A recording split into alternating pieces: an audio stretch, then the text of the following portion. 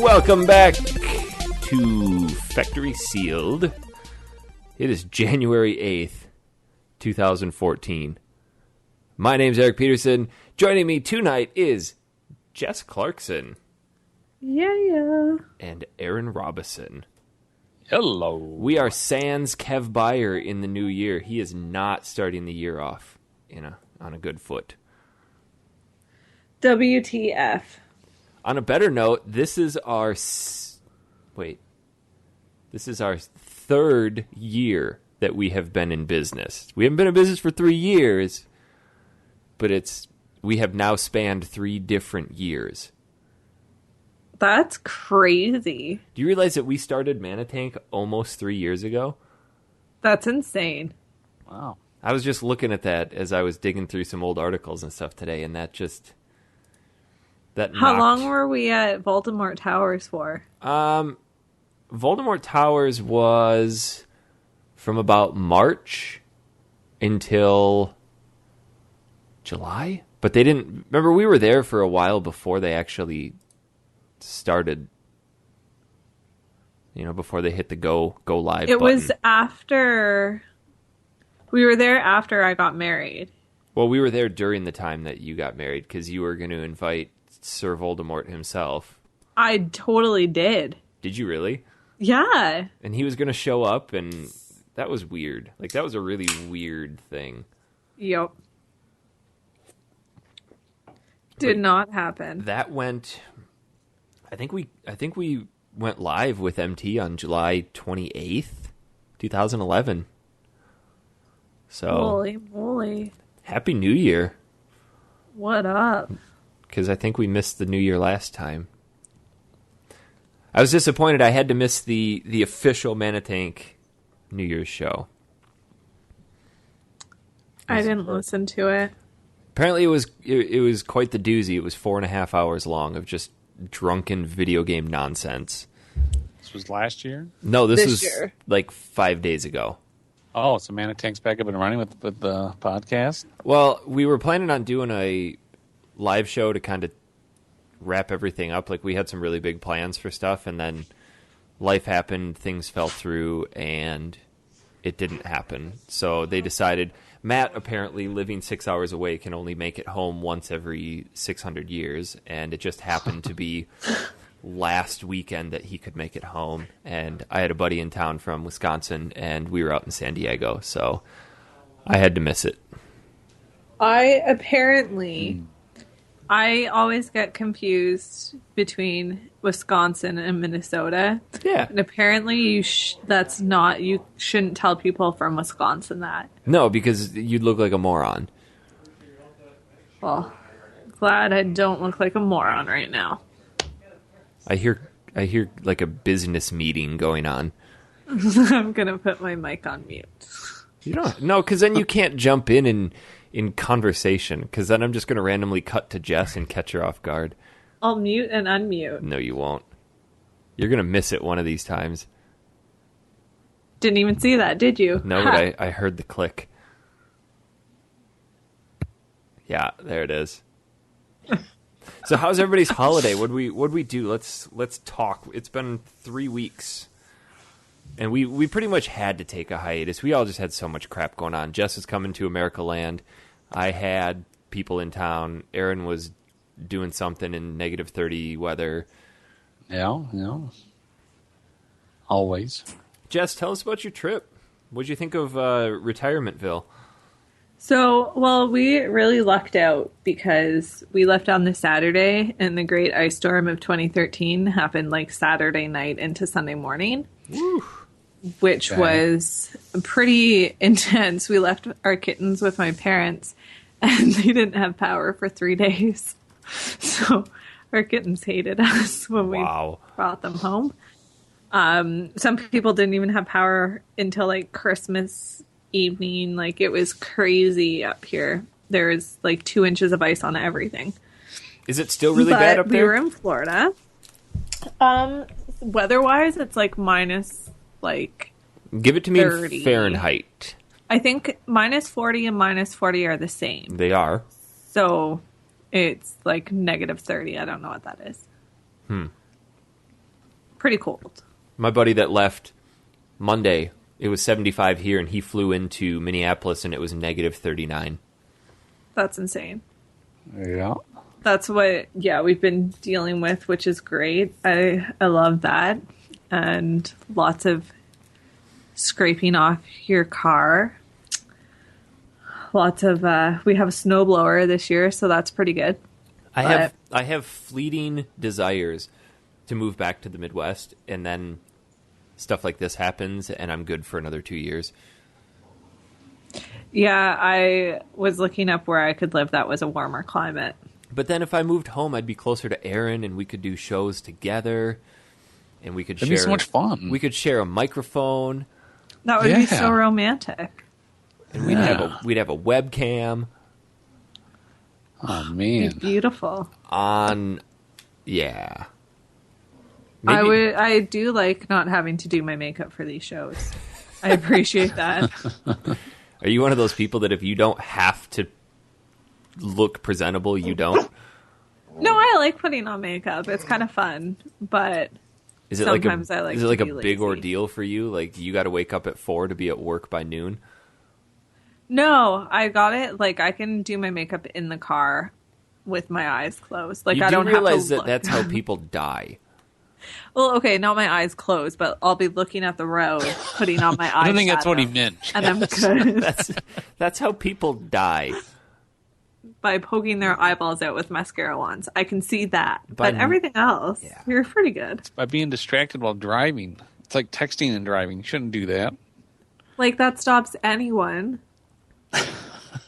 Except I never do. I totally never. At least with texting and driving, you aren't cramming some object into your eyeball to physically impair your vision. Yeah, mascara can sometimes be dangerous. Because if you hit a bump, you can poke your eye, and it really hurts. How hard would it be to wake up 5 minutes earlier and just glob it on? Don't really glob it on, or else that would be pretty bad. Okay, roll it on, stick it. Delicately place it on your face. I don't think that's how makeup companies want their products described. No. So America Land, Florida. What did you think? I've been to Florida a number of times and hate it. Well, I've been before. Like I've been twice. This was my third time in Florida, and this time it was a little different because we were staying just outside of Orlando, and we were staying in a house. Andrew's parents rented a house for us to stay in, and it was cool because, well, it was weird. It was a gated community, and we don't really have very many gated communities up here. Well, yeah, you got all those George Zimmermans to protect yourself from down there. Well, that's what we kept saying. Like, the amount of Zimmerman jokes we had, and we're like, this is probably not okay if people hear us talking like this. So we didn't really say it in public. But that was pretty crazy. And then we would get fruit from these people that we were pretty sure stole it from other farmers and were selling it by the side of the road. Because all of their signs were like spray painted, and it was really sketchy. That's pretty common down here too. People will have orange trees or different types of plants in their yard, and they'll just pick it out, and then they'll pull their truck over to the biggest intersection possible and pitch a lawn chair and free fruit, or not free, but you know. Okay, that's what they were doing, and we were like, no, that's totally common. But we went to Walmart, and one of my favorite experiences down there was finding hats, baseball hats that had flip down sunglasses. Yes. Which were awesome. Did you buy them? No, I was going to, and then I just decided I would never wear them. It's the nostalgia factor of it, though. And then I was going to buy it for my dad, but I was afraid that he would always wear them. It's like finding an authentic pair of Babe Winkleman fishing glasses. You're going to have to clarify that one. Babe Winkleman.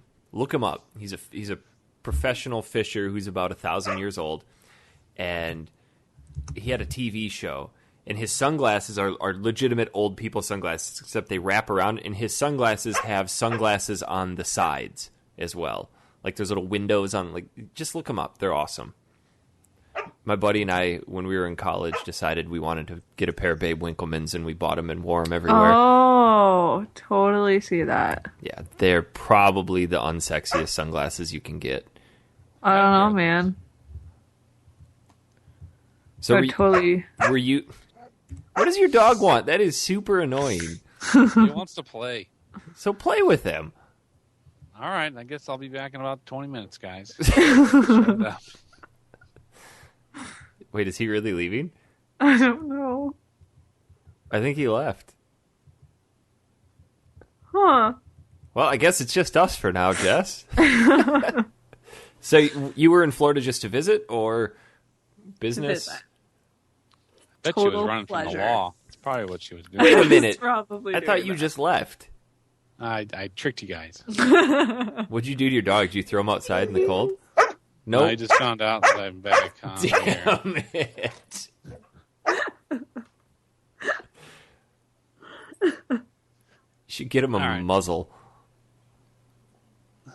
The nice thing about Do you think if I got a dog whistle and blew it into my microphone that he would pick up on it through your headphones? probably. Don't do it. I wouldn't suggest it, but I've got a dog whistle app on my phone. Okay, I kind of want to see if this will work. Hey, what's his name? Fury? Fury. I hope I didn't delete it. What's it called? Now I'm playing with Fry too. Wait. Oh. I think I Oh. deleted it. Yeah, I Oh. did because it was a really dumb app. All it did was make a super high-pitched noise that you could change the frequency on. Yeah. Oh, well. So, anyway, back to the hangy-down state. Two things that were pretty awesome was the amount of goddamn Duck Dynasty crap. Oh, that's everywhere. everywhere. But, like, seriously, they had party hats, like New Year's noisemakers that were Duck Dynasty, nail polish that was Duck Dynasty. Everything was Duck Dynasty. That's marketing 101. Find something people like and beat the shit out of it. And then belt buckles that had stretchiness in them. Well, yeah. I've never seen that before. You act like we don't enjoy food. And so many fat people. Oh, yeah. Oh my God. It was obscene the amount of fatties that waddled. Like, not walked, but waddled. So, when you were in Walmart, how many people wearing pajama pants did you see? None. None? No, they were wearing like sweatpants and Okay. stuff. Were they like those, like sweat pajama pants? Yeah, like not nice business casual type of pants. They were no. loungy pants. Yes, lounge pants, pajama pants. That is if you ever want to feel good about yourself, just put on your worst clothes that you have and go to Walmart and you'll still be high class. Yep. I really felt better about myself after coming back from Florida. Yeah. Felt like supermodel. Finally, I could put my nose back in the air. But then we went to Universal. Really? That's fun. And I went to Harry Potter Land. How was it? The best day of my entire life. And that includes my wedding. It was so good. I am tweeting Andrew right now. I've got a sound clip for you later, buddy.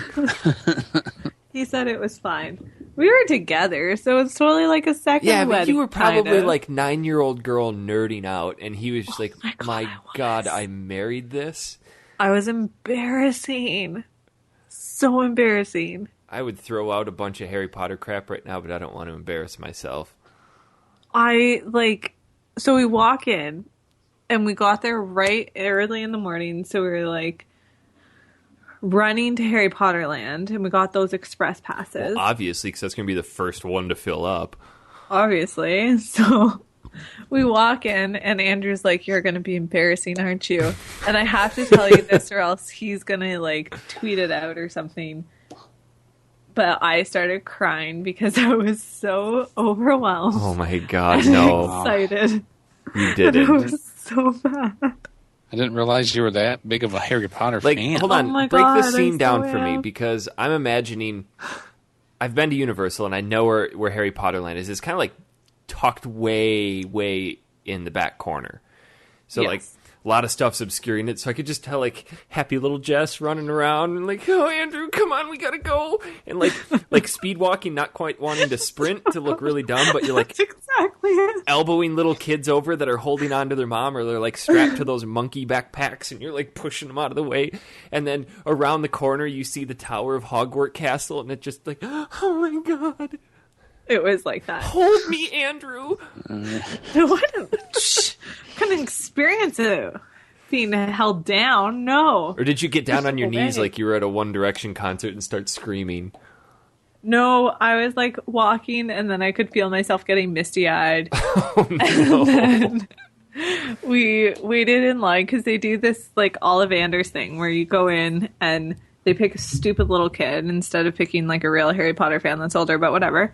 And they get them to pick the wand. They go through the wand sorting procedure. And during that, they have like all these effects and like everything. And they play like some of the music from Harry Potter. And I started crying in there. Did you get picked for the wand sorting? No, because they pick goddamn 8-year-olds who like have read the book never because their parents read it to them. Listen to you. That still counts as reading. Psh. Should have picked me, but anyway. You're so self-centered. I know. But then we went into the wand shop, and I picked out a wand, and I started crying. And then we waited 30 minutes for this old man to come tell me what the core, and I'm using quotation marks because the wands are clearly made of plastic, what the core of my wand was, because I really wanted to know. And I started crying then, too. Wait. You stood in line. You bought a piece of plastic. Yes. And then you stood in line to have somebody make something up about that piece of plastic. Yes. Andrew could have just looked at you and said it was a pickle core, and it would have been the same thing. No, but it was a phoenix feather, so totally different. You know he just makes that crap up.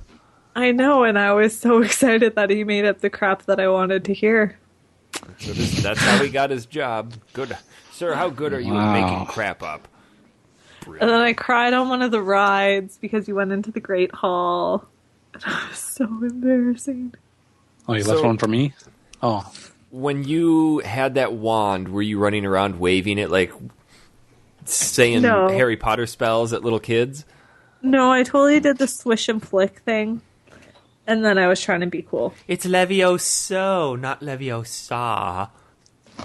Right? Leviosa, not Leviosa. Oh, sorry. My Hermione Granger's a bit rusty. Yeah, better work on that. She's super hot now. Yeah, she's out. I shouldn't say that.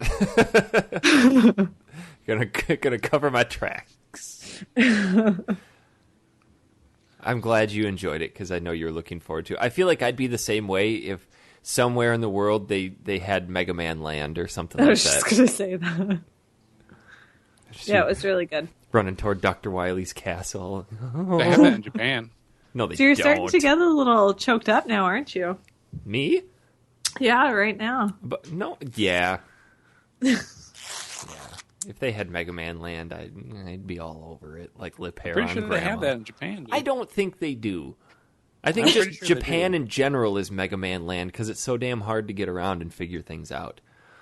Yeah, they call it Rockman Land. Yeah, and that's not Mega Man.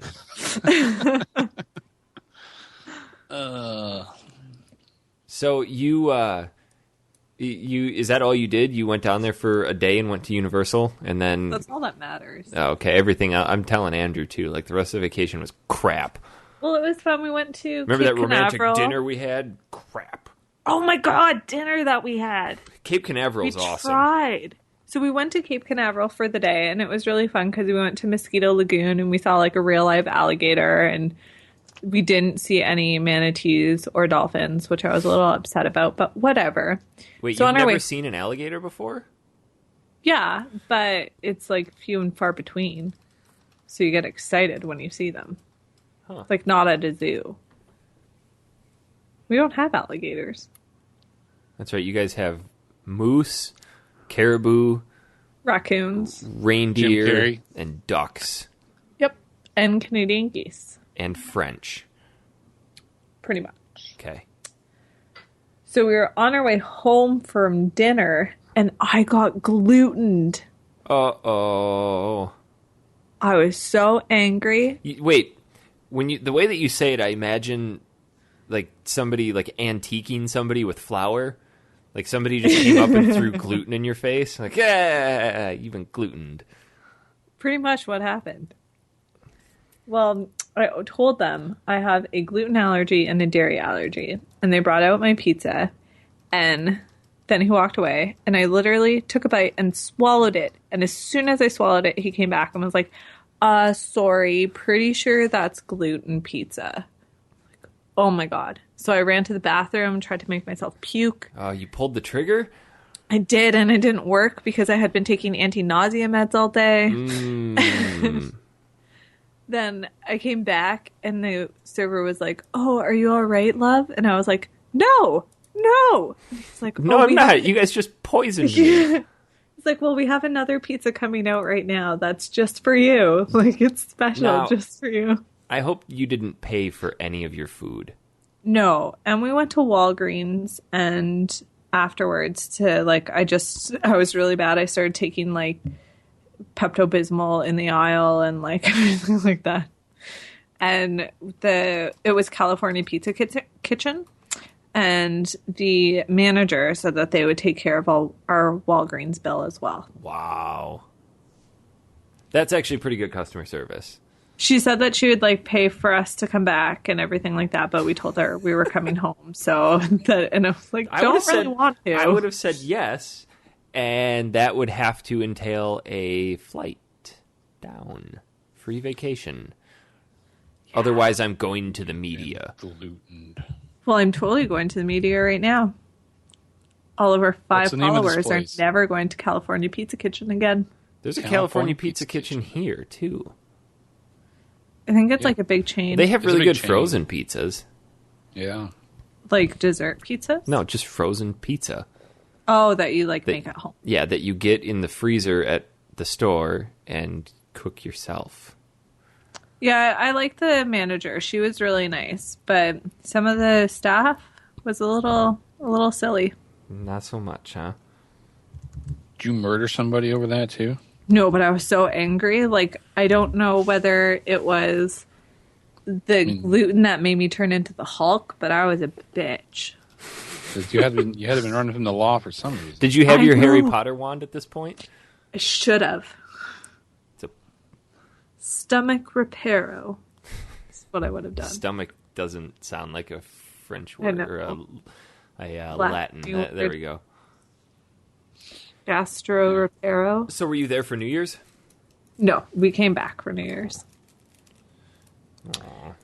Yeah, I had 2 weeks off for Christmas, and I had exactly a day and a half of downtime because I had family come in for Christmas, and then they left last Saturday. No, 2 Saturdays ago, and then my buddy flew in and had a big old New Year's Eve party. We actually went over to a friend's house, and he's like, I asked him if we needed to bring anything, and he's always like, nah, you don't need to bring anything. I'm like, fine, I'm going to bring something anyway. So we went to my mom's place, and my cousin left a gigantic unopened bottle of absinthe at my mom's house.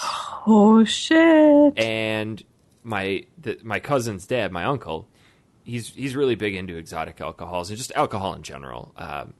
If it's in your house, it's fair game for him. He has no respect for those boundaries. So we saw this and said, okay, we're going to take it, and decided to take it to the party, and it was just a massive hit. Like, nobody there except for one person had ever had absinthe before, and like, it was a legitimate absinthe with wormwood, and we had the silver spoon and the sugar cubes, and it was legit absinthe? It was not like legitimate absinthe. Did you see the Green Fairy? No, because we were drinking it with a bunch of other crap. We weren't mixing it, but it's like, all right, absinthe shot. We did a few of those, and then we were drinking beer and playing games, and it's like, absinthe shot. And like, we went through, between 6 of us, we went through almost that entire bottle. Oh, that's impressive. Have you ever had absinthe before? Nope. Do you like black licorice? Yes. Then you would love absinthe.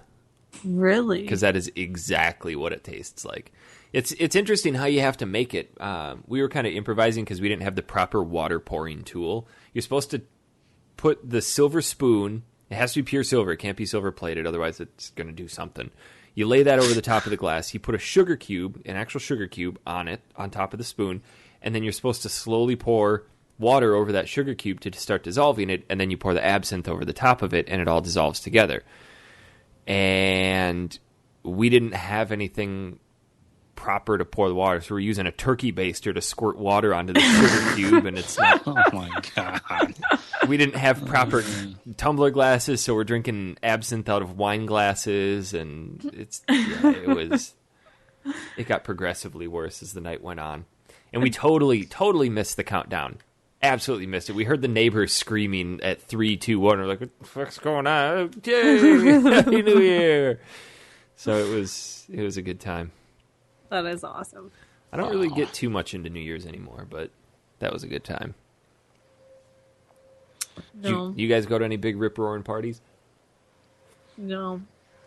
Are you the type of couple that just hangs out at home and like lays in bed knitting and reading a book, and then as soon as midnight hits, you kiss each other and then roll over and turn the lights off and go to sleep? No, we hung out with 2 other couples. We just do like low-key, have some drinks, play some drinking games, that sort of thing. Not like crazy raging parties like Aaron goes to. What kind of drinking games? We played Kings. Oh. Which is like it's a card game, isn't it? One. Yep. And what else? I think that's all we played in terms of drinking games. I think I said this on a previous show, but we played a game called Pop-Up Pirate. It's not actually what it's called, but it's a game for 2-year-olds, 2 to 6 or something like that. It's this pirate that sits in a barrel, and there's like 60 swords that you can stab into the side of it, and then one of them, like every time, just one slot will cause the pirate to pop up. So we turned it into a game like where you have to have a category, and then someone will like favorite pickled food, and you're like pig's feet, and that since that's 2 syllables, you'd have to put 2 swords in, and if you get your swords in without it popping, then you get to give out 2 drinks. But if it pops, then you have to take a shot of whatever else anybody else says. And he just had a bunch of disgusting liquor. It's like, you don't want to take shots of gin, you don't want to take shots of triple sec. Just yeah. So I would always get really dangerous. So when they would say a category and it would come to me, I'd pick the longest word I could think of. It's like 9 syllables, and then I'd win and be like, suck it, and I'd give all of them to one person. That's amazing. But sorry, Aaron, your party, what'd you do? I was in bed and kissed it hit at midnight, and I kissed my wife, and then I went to sleep. Were you knitting? I was not knitting, no. Were you cross-stitching? No, I wasn't doing any of that. Crocheting? I was watching TV. Wait, are you being serious? I'm being serious. That's what you did on New Year's? Yeah, I had to get up early the next day and go on a car ride. And all my friends, one of my friends like lives in Arizona. He was being a douchebag and ignoring me. My other friend was like running from the law somewhere in Florida through Canada. I don't know. What would we have done together anyways? Sat on Skype and typed to each other? No. What I'm trying to say is that we live too far apart for us to get together to hang out. That was my whole point of it. Are we your only friends? No, I have more friends. Oh. All my other friends are out of town as well. Well, it was like, we don't do too much for New Year's anymore. Yeah. I usually have my daughter, but I didn't have my daughter this year, so it was a little goofy. Yeah, we, after New Year's Eve, the one thing that my friend wanted to do when he came down was go to San Diego. He's never been there before, so... How far away are you from San Diego? I'm sorry, I can't hear you. How far away are you from San Diego? I'm just trying to get you to move closer to your mic. Oh. We are... That's better. We're about 6 hours away. It took us about 6 hours because we stopped and dicked around at the Mexican border and took stupid pictures of ourselves by it. But... shocker. Yeah, it was a good time. So, yeah, we drove out. We actually skirted right. We were literally 20 feet. The road was 20 feet from the Mexican border, so you could see the crappy little fence that's supposed to keep our country safe. And got up those there. Evil Mexicans. Yeah.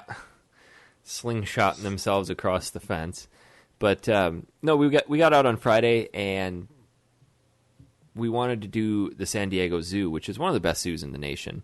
Oh But my God. we wanted to have the entire day to do it, so we decided to hang out on Friday night. So we went down to Coronado Beach, where Christy and I got engaged, and farted around there, because that's got a hotel, the Hotel de Coronado, that his wife is obsessed with. So we went and putzed around in there and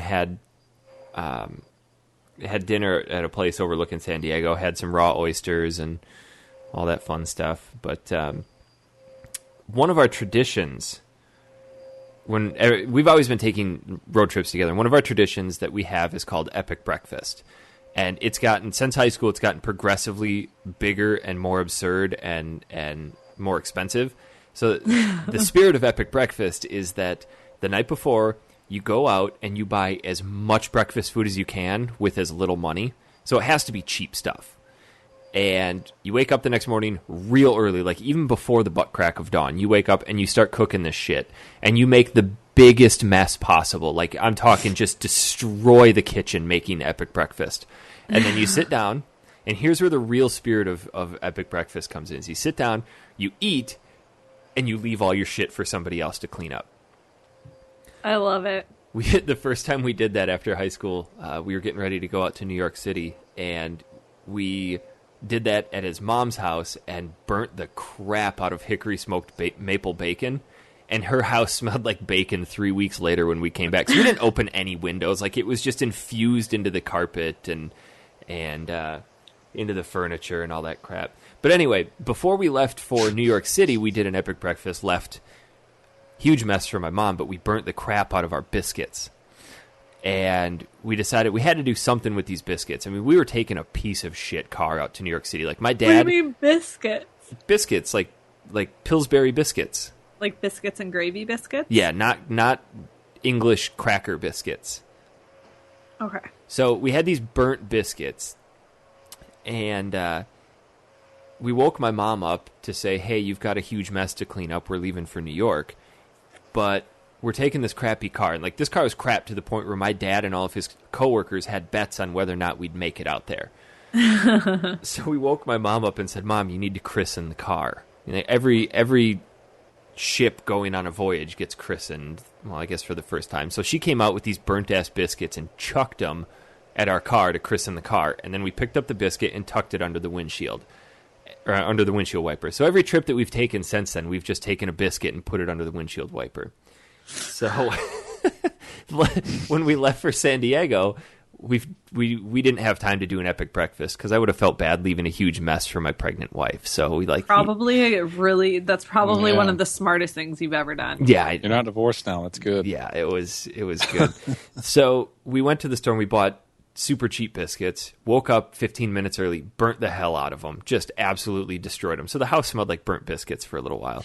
Perfect. But we got down, christened the car, and this time we tucked 2 biscuits on the windshield, one under each wiper. And we're driving down, we get to about Yuma, and we're on the interstate, and the one on the passenger side starts wiggling and flies off. So we're down to 1 biscuit left, and we get all the way through our trip and everything. And on the way home, when you're coming back into Arizona, when you cross California, there's a Border Patrol checkpoint, but they don't check people going into California. They just kind of wave you through. They kind of look at you like, yeah, you don't look menacing. But on the way back in, they stop everybody and inspect the car. So they'll flash a flashlight in and everything. And this is probably about 7, 8 o'clock, and it's getting dark, and they've got the canine unit out sniffing around the dogs, or sniffing around the car and everything. And the guy waves us forward, and he doesn't say anything for a minute. And then he shines his light on our windshield, and then he shines his light at us, and he looks at us and goes, you guys know you have a biscuit on your windshield? And then just without missing a beat, we just look at it like, yeah, we do. And he just kind of looks at it, shines his light on us, shines it in the back seat. He's like, just move along, get out of here. How often do you think a Border Patrol guy's going to just... People coming through the biscuit on their windshield. This is not the biscuit you're looking for. I told one of my friends I was going to mail it to him with all the bugs and crap on it. Yeah. So that was beautiful. That was my vacation minus the zoo. We got to see pandas, and That would be so fun. Pandas are pretty cool. Gao Gao, the father panda there, was just sitting on his back, legs all spread open, just mowing on bamboo right there for everybody to watch. Just didn't give a shit. Huh. But that's beautiful. I had my birthday over break, too. Yeah, how was that? It was awesome. Finally got to go golfing. Haven't golfed in a while, but as we were out golfing, my friend left his phone at home. He's like, it never fails. My wife always tries to call me when I'm golfing. Always. And sure enough, I get a phone call from my wife saying, Stefan's phone is ringing off the hook. It's Sarah. Like, did you answer it? Dun, dun, dun. Who's Sarah? His wife. Okay. Like, did you answer? She's like, no. Like, okay, answer it and have her call me if it's an emergency. Because she'd probably called 12, 15 times. So Sarah calls my phone almost immediately and hands it to Stefan. And I didn't sound like anything bad. And I'm sitting up on the tee box, and Stefan hangs up the phone, and he looks at me. He's like, I'm going to be a daddy. So got good news that he's going to... That's so exciting. Yeah, he's going to be having a kid. And we went out for sushi, and I got to try one piece of sushi that was on my bucket list of things to try.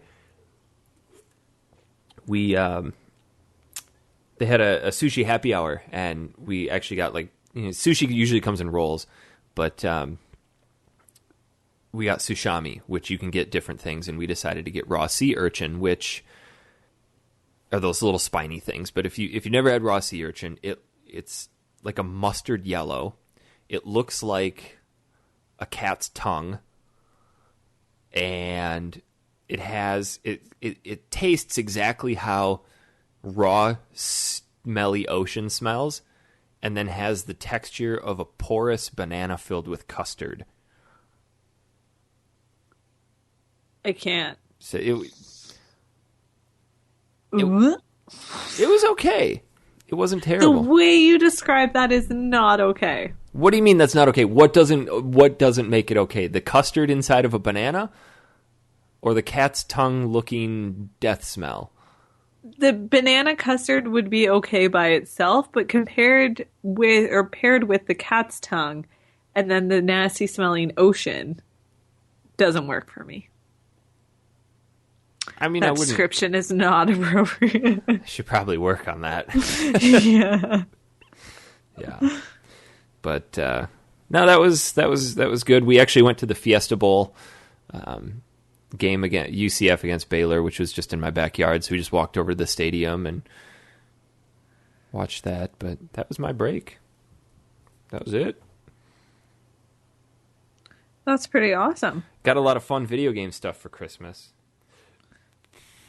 Like? A lot of books, a lot of art books. My wife got me and I'd completely forgotten about this, but a while ago they put out an art book of Final Fantasy called Dawn, and it was the Yoshitaka Amano, all of his concept art for just random Final Fantasy games. And it was a pretty thin book. It was probably only 70 pages.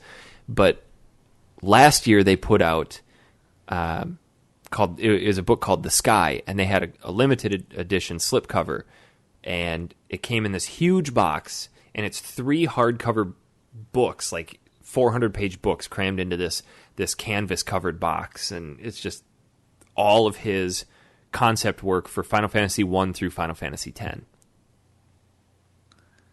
That's really awesome. Yeah, phenomenal stuff. Then she got me, I completely forgot about this too, she got me the Hyrule Historia book, which I haven't gotten to delve into too much, but from what I've heard, it looks awesome. Yeah, it looks like it's a really good read. It's just, to be honest, I'm not sure exactly what's in it. I think it's just the history of the different games and kind of how they tie together. And the icing on the cake was she got me that 25-year anniversary Mega Man Complete Works book, which I'm not going to lie, I got misty-eyed when I opened it.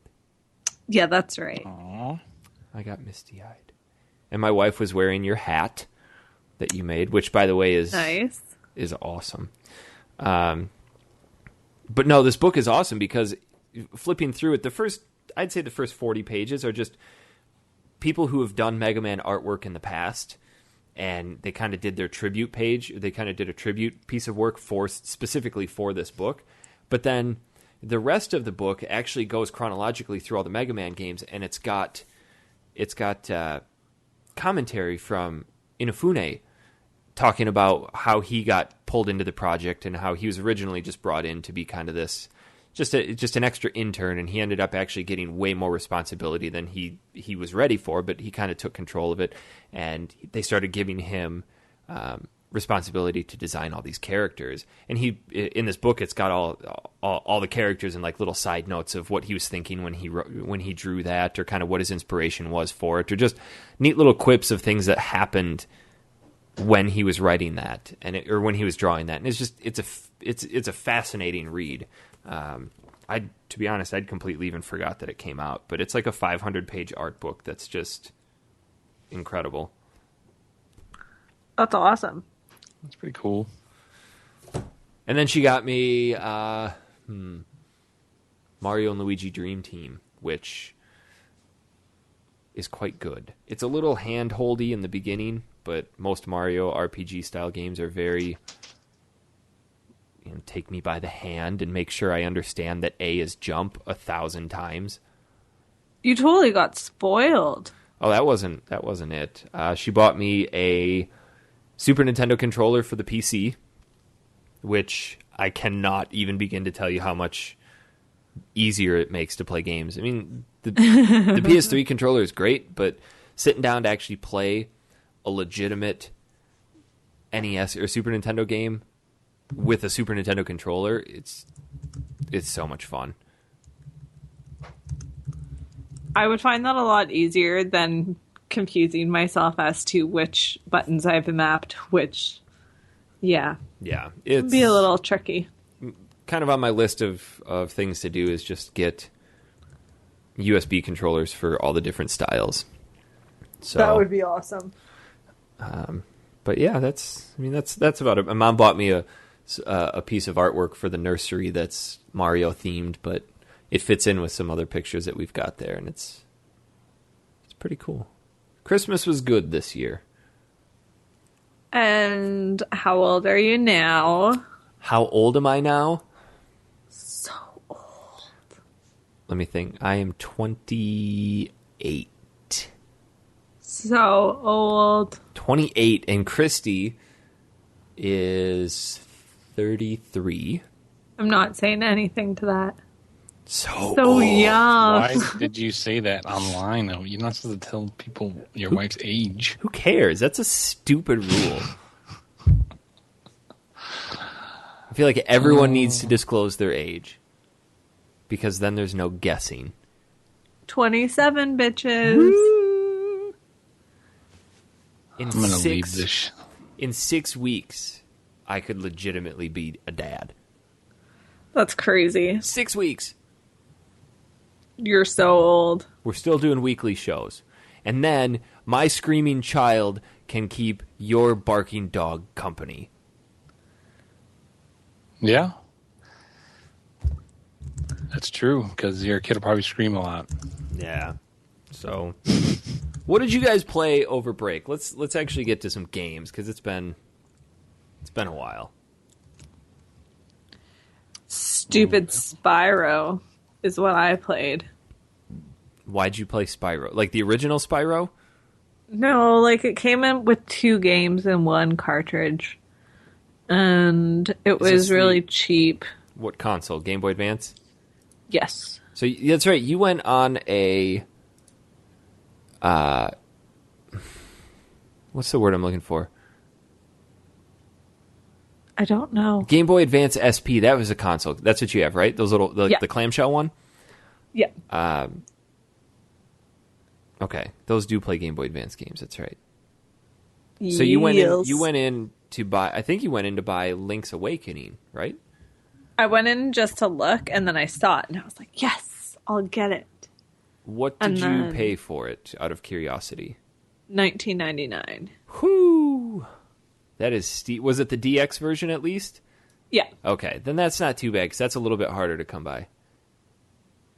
And it's not that bad. Like, for the entertainment that I get from it, that's what I guess I'm just spoiled knowing that I can take my PSP with me and have any game anywhere. But there is something to be said about actually playing the physical cartridge. I actually had the scene when you posted that picture. I actually had a fleeting thought of, I kind of want to dig out my original Game Boy and play the original cartridge that I played as a kid, but I cannot bring myself to squint and try to see that dull-ass screen. It was a little brutal at some points. Well, aren't those backlit? Yeah, but still, my poor eyeballs. I couldn't play it outside. It was brutal. Maybe if you weren't stabbing yourself in the eye with a mascara brush every day. No. I was trying to play it when I was tanning, and by tanning I mean sitting outside with SPF 60 on, and I did not get a glimpse of sun. 0 tan lines for the albino Canadian that I am. Yeah. Yep. That's my story. It was hard to see in the sun. You didn't get any... you didn't get any sun when you were in Florida? There was sun, but I'm like terrified of skin cancer, so I SPF 60 myself every 5 minutes. Even in Canada?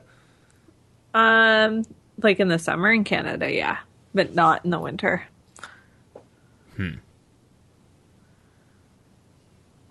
So, how far did you get through Link's Awakening again? Because I know we played that for an earlier show, like one of our first shows. We actually did it, but that's one of those games that always warrants going back and playing every once in a while. I played through the whole thing. You played through the entire thing again? Not when I was in Florida. Like I kept playing after I got back. Okay, but still, that's impressive. It was fun. Yeah, it was fun. I liked playing. It was just different because I hadn't played it before. You didn't play it? Yeah, you played it when we did the show? Yeah, on the emulator. Oh, okay. And that was the first time that you'd actually played it? Yeah, so playing it on the actual Game Boy was fun. That's why I wanted to play it through. Because it was different. And I don't know, I really enjoyed it. I was getting a little intense sometimes. It was a little... Had to take a little breather. Some of the stupid, annoying parts. But for the rest of the time, it was really fun. You would really, really enjoy Link Between Worlds then. I know I've talked about that an awful lot, but you need to get yourself a 3DS and play Link Between Worlds. I do. Because that game is the tits. Huh. Gotta save up my allowance. Andrew gives you a weekly allowance. We give ourselves fun money every month, and we get to spend that on whatever we want. That's right. So, Spyro, this is the Game Boy Advance one that you were playing, right? Yeah. Fire and Ice and something. I felt like I was like a Song of Ice and Fire, Game of Thrones a little bit. But it was crap. So bad. That's... You should elaborate on why. Oh my god, it was so boring. You just went around trying to get these stupid fairies out of your stupid frozenness. Isn't that kind of the point of Spyro anyway? I know, but it was just so boring. I guess because it was like, oh, let's play Spyro or let's play Link's Awakening. And I was like, not even... It wasn't even happening. But it was cheap. So I bought it. Have you been a fan of Spyro before? No, but I thought he was cute. So I thought I would enjoy it more. Because, Aaron, you had just played Spyro, didn't you? I did, yes. And I enjoyed it. I was like, yeah, I'm going to do it. Spyro's cute. Aaron liked it. Yeah, I haven't played it since. 'Cause, that's just how it seems to be. But I didn't really play much, to be honest. I played some Madden and some Skyrim. That's unfortunately, it's not really nostalgic, but that's what I played. It's not. I was thinking today about a game that was announced a while back that never actually came to fruition, and it was supposed to be a portable version of Elder Scrolls called Elder Scrolls Oblivion Travels, and it was on pre-order for 3 years. I was at GameStop, and it kept getting pushed and pushed and pushed. And like there was an article about it in Game Informer one time, and then it just disappeared, and now it's gone. That's pretty common. I don't know why I was thinking about that. But Kevin and I were planning on doing a Final Fantasy VII episode sometime in the early part of the new year, and I don't think that's going to happen because I got sidetracked with Final Fantasy IV, the complete story / the after years. It just broke so many people's hearts. I know. But I tried playing Final Fantasy II a long time ago, and I just could not get into it. It just did not hold my attention. It was actually number legitimate 2 in Japan, 4 here in America. And it's kind of when they introduced the whole concept of, hey, this game is great, and it can also have a great storyline. But I don't know why I never got into it, because I played 1, and then I just never really played anything else until 7, and then just kind of going backwards took time that I didn't really have. But I had some downtime over break, and I decided to start playing it, and holy shit, that game is incredible. They completely redid. It's still 2D, top-down sprite style, but they completely redid it, up-res, put it all in high definition, I guess, is what you could call it, because it was a PSP-era game, but I'm playing it on the Vita, so it looks phenomenal. So I think I told Kevin I'm going to have to put Final Fantasy VII on the back burner until I get through this, but from what I've been reading, this game is super long. So much fun. Have you guys don't play the old Final Fantasies, though? No, but I used to. I need new friends. I beat them all. Yeah, whatever. Find new friends. I dare you. Yeah, you're Bam. right. It's interesting, though, because Kevin and I did that whole Final Fantasy III episode, and I was really gung-ho on that, and it was phenomenal. But from what I've played so far, this game, just in terms of playability and storytelling and just kind of what's going on, and it trumps Final Fantasy III. And I know that probably isn't going to sit well with a lot of people, but the characters are way, way more engaging. The world is a lot better. I mean, they're already introducing black chocobos in this, and you know, it's a precursor to a lot of the crap that came up in Final Fantasy VII, and it's just really enjoyable. But there is a lot of level grinding. Holy cow, I forgot how much level grinding old games have. I wish they had games that, like, pay 99 cents to get to. Well, there's one mission, probably about 7 hours into the game, where I always have to tell myself when I go back and play these old games that, hey, they're not going to hold your hand. They're just going to dump you into this game and say, figure it out. And there's a mission later in the game where you lose a couple of your people, and they start slowly coming back to you. And one of them, he can't come with you because he's in the infirmary. And he's like, here, take. You're supposed to talk to him a couple times. He's supposed to say, here, take this and go to the cave and kill this guy.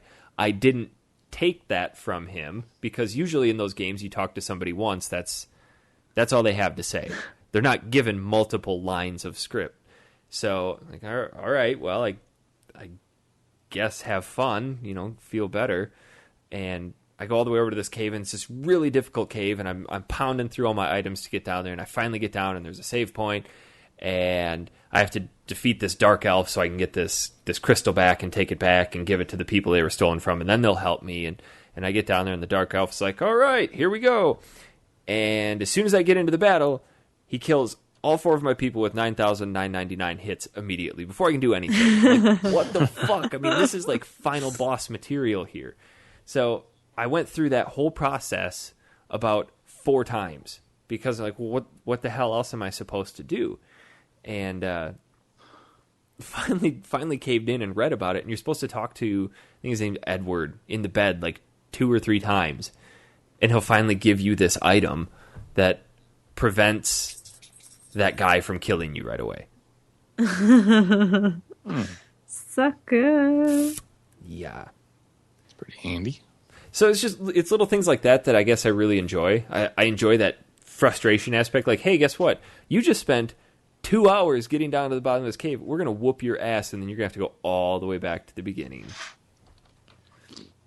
I think that would drive me crazy in new games. I love it. But because there's so much, like, it's so clearly laid out for you. Well, and I would enjoy that in older games, but if I was playing a newer game and they're like, just kidding, I would be so mad. Yeah, it's interesting. It's definitely a different mindset because back then we didn't have that concept of autosave. It was just, all right, I'm on the overworld, time to press triangle or X or whatever the hell you press and go to your menu and save, and then, okay, I'm down here, got to manage this, got to manage that. Oh, look, sweet. It's a save point because now I know a boss is going to come up. Use a tent, save, go out, die, repeat. If you don't flip into that mindset and you just assume that your game is automatically saving for you, you're going to be boned. Yeah. But the only complaint that I had with this game is that there was an aspect of it that did feel a little disjointed. Like, for the most part, Final Fantasies feel pretty cohesive in their art style and their environment. These older ones especially had more of that fantasy style to it, and they didn't really incorporate too much sci-fi. Like the recent ones have been getting way more into like spaceships and all this sci-fi fantasy stuff. But the one thing that really bothered me was about 3 hours into the game, you get this land speeder that looks like it's something straight out of Star Wars. And it's like, why the hell do I have a hovercraft here? You know, it looked like it had jetpacks on the side of it. It's like, this just feels really weird. You know, it's kind of like in Final Fantasy 1 when you had the canoe. It's like, why the hell are these people in a canoe? Because they're Canadian. No, they're not. But oh, yeah. Maybe I'll just save the rest of that conversation for Kevin, who appreciates it more. God, because what the hell? Finding games These you guys friends have played. Crap. The worst. Yeah, I guess. No, it's been a busy holiday. Yeah, it went by super quick. So, Aaron, do you have any other games? I know you had to have played something in your basement. Let's see, what did I play? That should be a segment. Aaron's basement. Not creepy at all. Come on, well, in, I downloaded Shadow of Colossus. Did you play it? That's the question. No. I got as far as downloading it. Let's see. I'm interested to hear your opinion on that because, again, probably not going to sit too well with a whole lot of people. I did not like that game. Well, I will play it for the next show so I can go over it and review it. So it's one of my friends' favorite games of all time. So I figure I better sit down and play it. Since it was free to download, I downloaded it. Do you know the story about you know the storyline of the game, right? Yeah, you're basically just have to fight these 7 colossi. Well, it's monsters, and that's all you do. You run around till you find them. Yeah, but there's an underlying story to it in that at the beginning of the game, your wife, girlfriend, fiance, whatever you want to label her, has fallen terribly ill / dead. And she's in this temple, and you are informed via some sort of divine intervention that you can revive her, but the only way you can revive her is by destroying these colossi, and these colossi are actually the gods that support the land. Okay. So by destroying them, you revive your wife, girlfriend, dead lover, and destroy the world. Ah, nice. I mean, it's a cool concept. It's done by Team Ico, but right, it just got so boring because by the 3rd Colossi, you're like, great, I'm climbing another big thing. Well, that's the way all games are. I don't know. Like a God of War, it's the same thing over and over and over again, but it's fun. But wait till you try this. It would have been cool had the world been populated with some more stuff. It's super, super barren. Like, nothing in there. You're just riding for super long distances, and in the distance, you're like, okay, there's a colossi, and then you climb on him, and then you got to go all the way back to the temple, and then you got to go to the next place. It's a good game. It's worth playing, but I'm not convinced that it's this tantamount be-all, end-all of gaming that everybody says it is. Ico was infinitely better, and Ico was a game about holding a little girl's hand. Yep, I know that one. That game got so frustrating, but I liked it because you're stuck way up top somewhere, and the little girl is she's too stupid to walk 3 feet out of this black hole of demons sucking her down. So like, all right, that's a pretty stressful situation. She didn't even try. She just looks like, I'm dying. Okay, bye. Yeah, she's a little girl. She can't do anything to stop that. Have you ever heard of learned helplessness? It's a thing. Have you ever met a little girl that doesn't run and scream when she sees something scary? She just stands there and be like, oh, come on, kill me. I mean, I don't know if this girl has weak ankles. Maybe she does. She might have osteoporosis. She's like 6. You can still get it. Ico's a great game, though. For as frustrating as it is, it's super repetitive. I think that's just kind of Team Ico's shtick, is how repetitive can we be? But, like, this is repetitive in a good way. I don't know. That's my 2 cents. All right. Well, I will play it. So that'll be my homework for the next. Is it the original or the HD? The HD. Okay, not that there's much difference. That game was so damn grainy as it was. But I did have a story that I was going to bring up. Do it. We're talking about retro, and well, my brother-in-law calls me the other day, and he goes, "Oh, my PS2's not working. What do I do? It has no color picture." And he got a new TV, and it didn't have like enough AV cable, or input, so he was plugging it into like the component, and I was telling him, that's wrong. You got to do that. And then he goes over, and apparently he goes to hit the power button on the system one time. His house has been really dry. He's got a lot of static electricity because he went to go hit the plastic button and got the hugest shock of his life. Like, did it start? Then his PS2 is it's not working anymore. It's just dead. So I'm like, all right, I'll try to find another one, or maybe I'll give mine or something. But I was thinking about it, and I was like, they really are retro now because it's really hard to find a PS2 nowadays. I saw a new PS2 in box at Target. No way. Yes, $129, slim PS2 with 2 games. I swear that was on Reddit today. $129? Heck yeah. For a new PS2? Hey, Fury, shut it. We can't hear you. But it so worked. It's the best-selling console of all time. I know it is. Of course it's worth $129. But either way, I have to try to find Oh my God, shut up.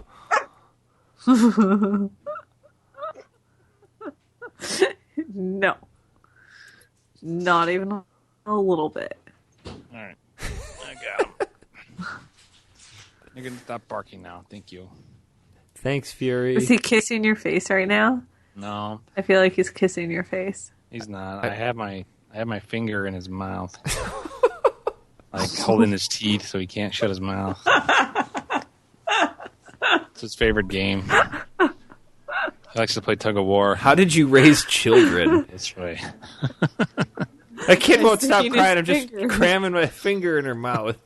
Shut up. I'm sure if it works, you do it too. It works. Yeah. Now I got a bone for him to chew. I have to hold it. But that's the thing though. It's like now PS2 is going to be considered really retro now because it's legitimately 2 console generations behind. Right. Truth. But your PS2 shock story reminded me of when my uncle lived in Australia.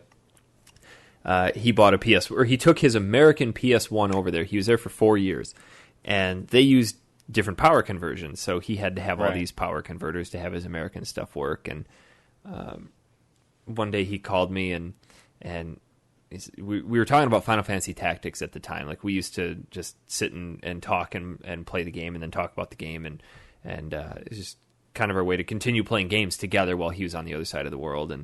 And we were chit-chatting about something as he was setting it up, and he forgot to plug in the adapter. And he plugged it in and hit power, and his system started on fire and just melted. Because it got way too much electricity. So, Oops. That's not good. yeah.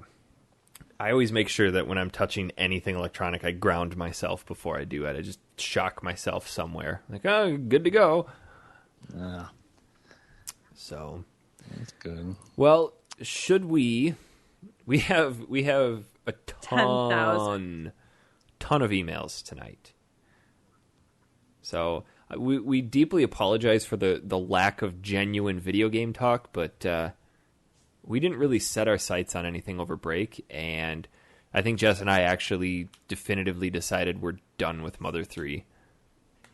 Yeah. I think I'm just going to read the synopsis. I was going to say, I still want to know what happened. I do too, but not enough to suffer through, 2 more chapters, one of which is like 5 hours long? Yeah. I don't have it in me. All right. Here we go. First email. I think this is where we start. Comes from Adam. Oh, if you want to send us an email, factorysealed@manatank.com.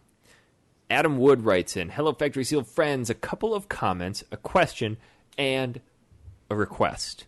He's totally related to Jeff Hardwoods. No. Maybe. It's Adam Hardwood as well. Is it? Pretty good. I just made that up. I was going to say, I think you're making that up. That is not right.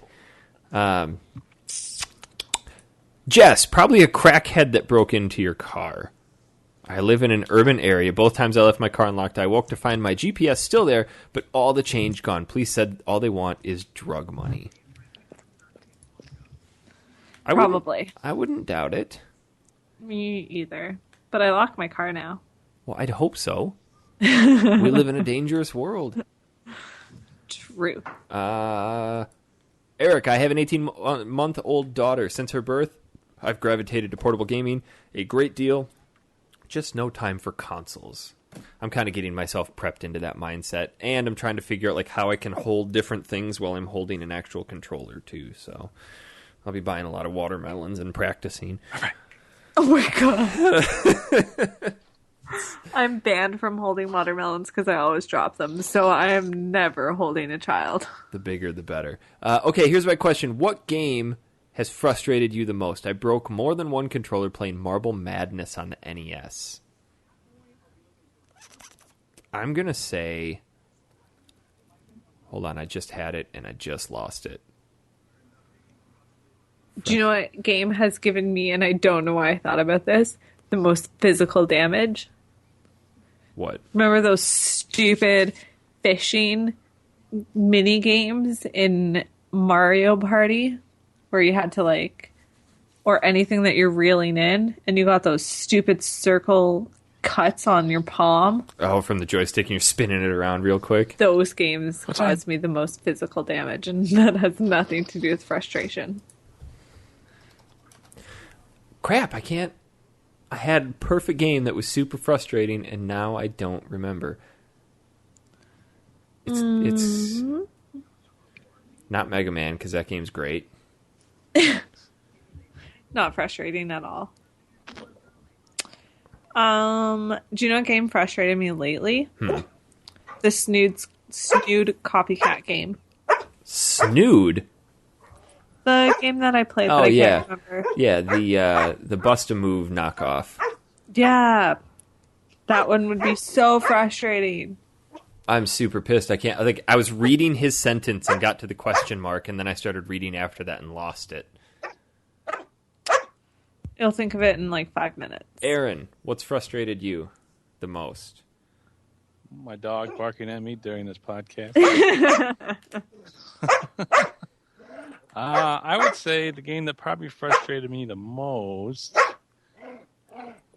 was of recent is the Rapala fishing game with that on the Wii. You couldn't reel in. You get the fish on finally. You get it up. Wait. You have a little net button. Is he done? Yes. He's done. No, he's not. Every time you talk, he barks. I don't get it. That's... Come on. All right, well, maybe I'll bow out. No, Take it you early. don't bow out. Just whisper. Okay. Is there... I can't believe that you live in a house that is just one giant room. Yeah, it is. It's one giant room. There's no bedrooms. There's no bathroom. There's no downstairs. Well, those are downstairs. My bedroom and bathroom are downstairs. Can you make him not upstairs? That just makes him bark even worse. Where's your wife? Tell you what.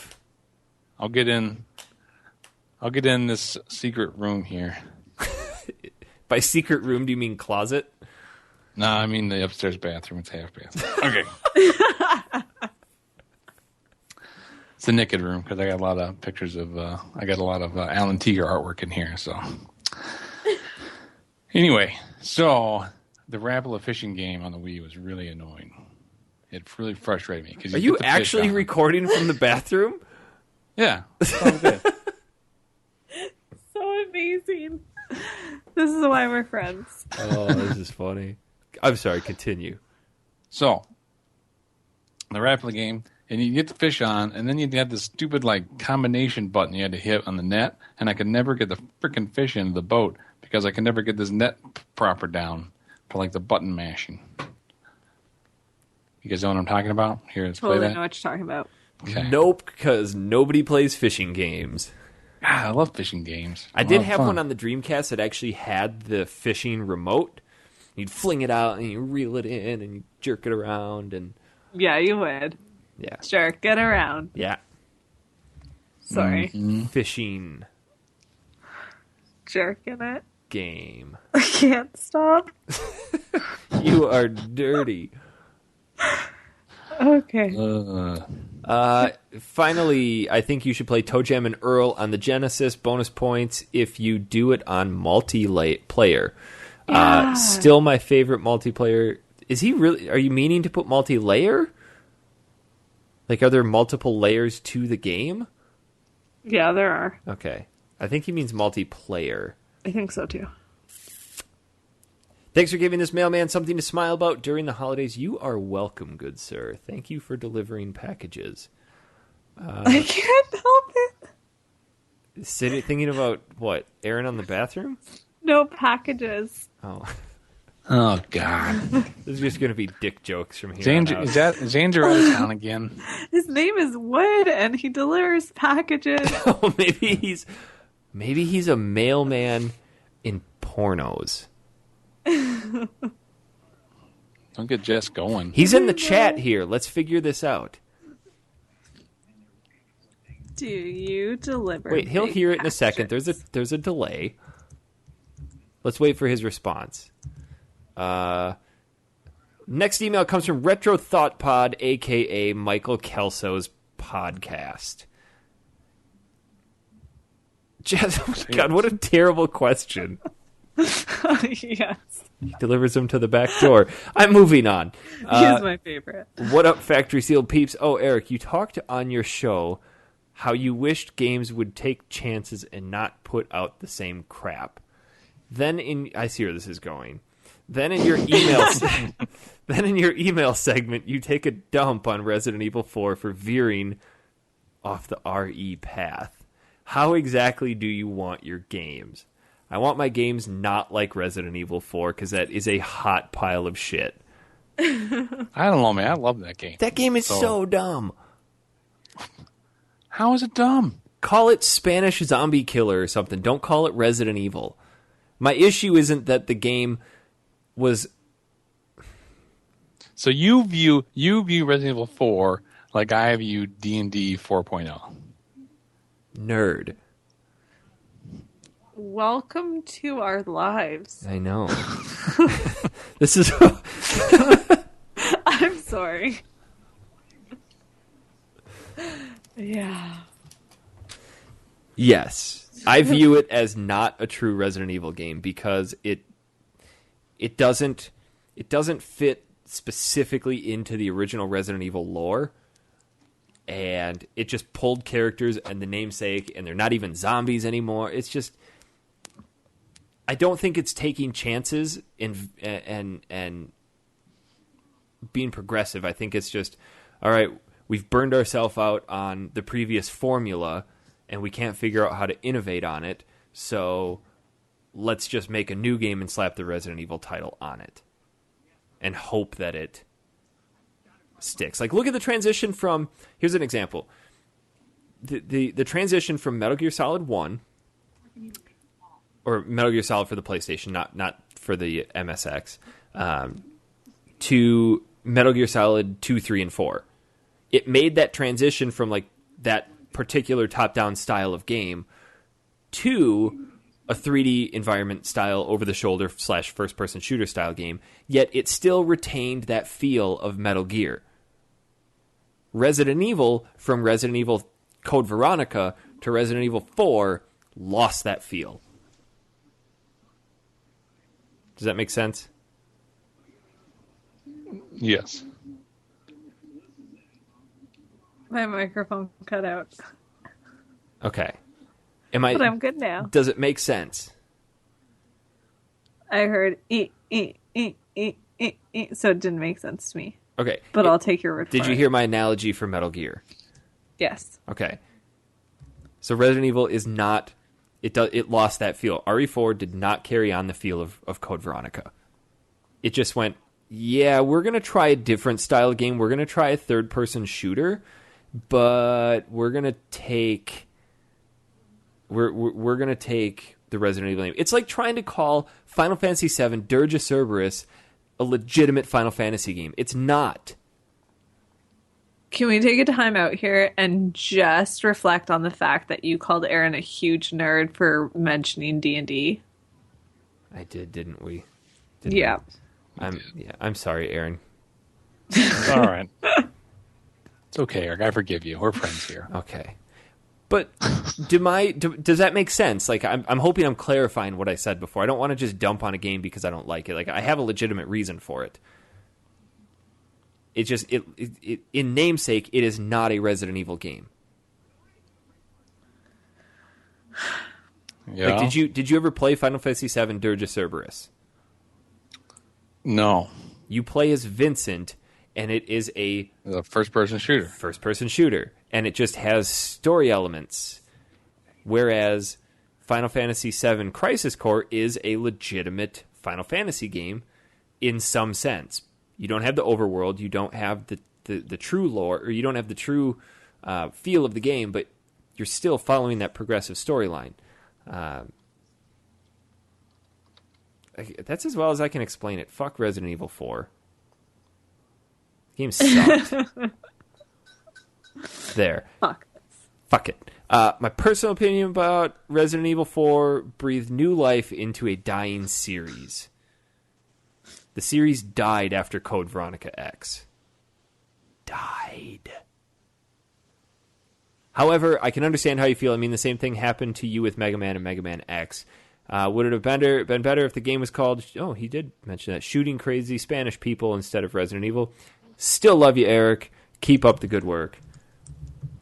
Michael Kelso.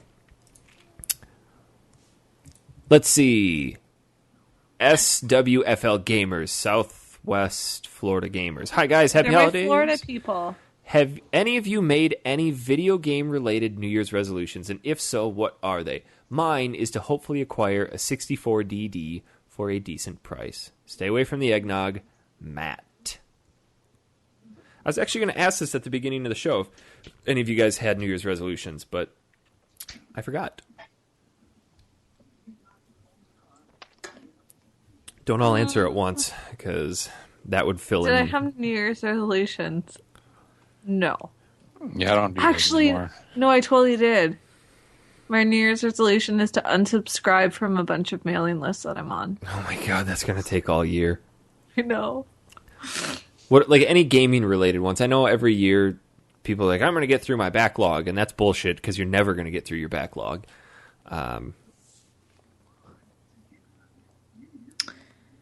Yeah.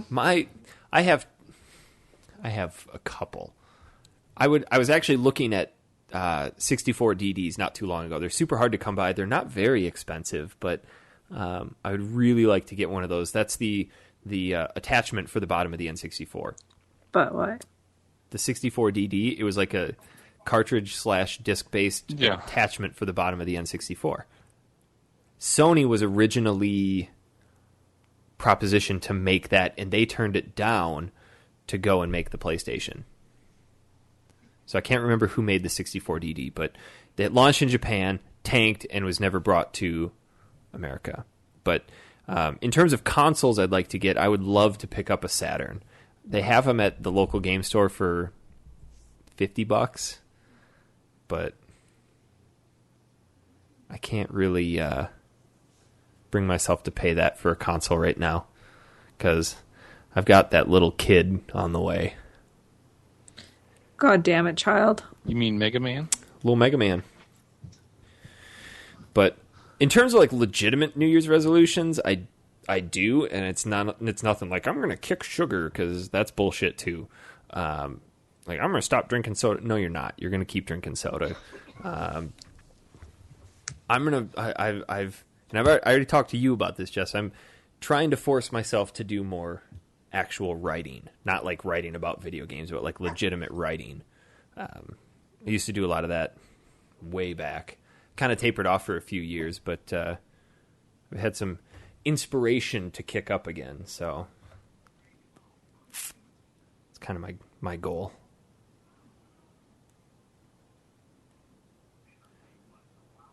I'm moving around, which is why I was quiet. I was going to say, I just want to see if we can crest our gap from last show, because those are getting way too frequent. Well, I want to do more outdoor activities, and that probably doesn't help with the gaming. But at least there's these handheld gaming systems that I can use. Heck yeah, go sit by the lake and play your games on the lake. Yeah. I don't know. I don't do That's my goal. A lot of New Year's resolutions just because nobody ever keeps them.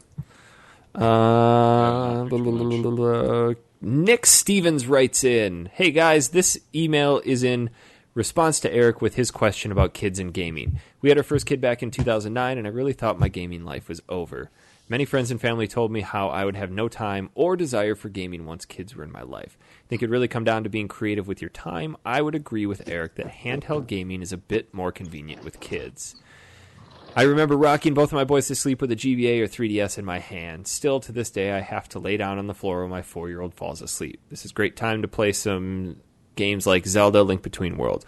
I still play console games regularly, but with my 4-year-old understanding more of what's going on, I usually wait until he falls asleep to play games like Last of Us. Now that he's 4, I've been getting him involved with me in gaming. We've even recorded a few gameplay videos that we call Retro Junior. This link is one that we have published on Retro Junkie's website. Other than online multiplayer gaming, I'm still active as ever.